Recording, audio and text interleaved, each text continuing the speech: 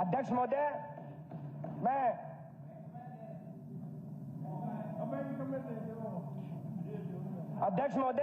मैं आपके सामने, क्योंकि राज्यपाल के अभिभाषण में किसानों की बात हुई, बड़ी वाहवाही हमारे बीजेपी के साथी करते हैं कि हमने 24 फसलों पे एमएसपी दे दी। हालांकि ये सबसे बड़ी बात है कि इनमें से किसी को 24 फसलों का नाम भी नहीं पता। लेकिन मैं आपको कहना चाहता हूं, ये किसान के साथ किस तरीके से दुर्व्यवहार करने का काम करते हैं। मंत्री जी बैठिए एक बार बोलिए जैसे जी। अरे मंत्री जी, मैं किसान का बेटा हूं, जो बात कहूंगा मैं आपके सामने कहना चाहता हूं। उपाध्यक्ष महोदय, किसान के साथ ऐसे किया जा रहा है। मेरे खेड़ी चोपटा में किसान आंदोलन, जब पंजाब से किसान चले तो धरना शुरू कर दिया। प्रशासन और सरकार के बीच सहमति बनी कि आप धरने को स्थगित करने का काम करो, जो भी केस आपके ऊपर लगे उन हम सब केसों को वापस लेने का काम करेंगे।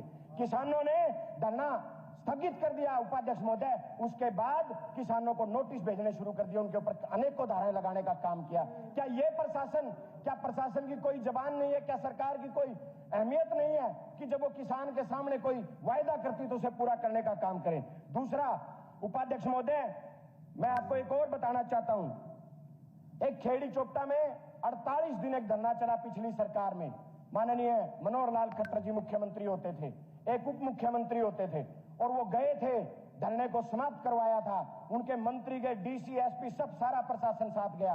वो धरना यूपी के किसान तक, किसान नेता वो भी उस धरने को समर्थन देने आए थे उपाध्यक्ष महोदय। और कमाल की बात देखिए, चीफ, एक वो धरना था मुआवजे के लिए वो धरना था उपाध्यक्ष महोदय।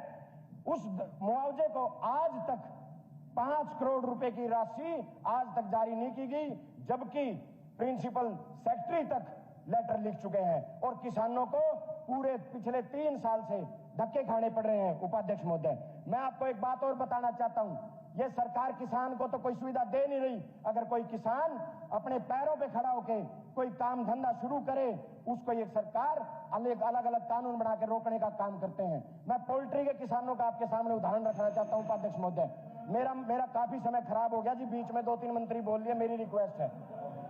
पोल्ट्री के किसान, उपाध्यक्ष महोदय, पोल्ट्री के किसान, उनके ऊपर जो सरकार से कोई मदद नहीं लेते और वो अपना बिजनेस करने का काम करते हैं, खेती घाटे का सौदा हो गया। उपाध्यक्ष महोदय, अगर किसान उस पोल्ट्री में 2 रोटी कमाने की सोचे तो कभी पोल्यूशन बोर्ड से जाके उनको परेशान करने का काम किया जा रहा है, कभी कहते हैं कि भाई इसका फार्म का आर्किटेक्ट से नक्शा बनवा के लेके आओ। आपके संसदीय मंत्री खुद पोल्ट्री का काम करते हैं, आप उनसे पूछना कि ये सरकार पोल्ट्री के किसानों को कितना तंग करने का काम कर रही है।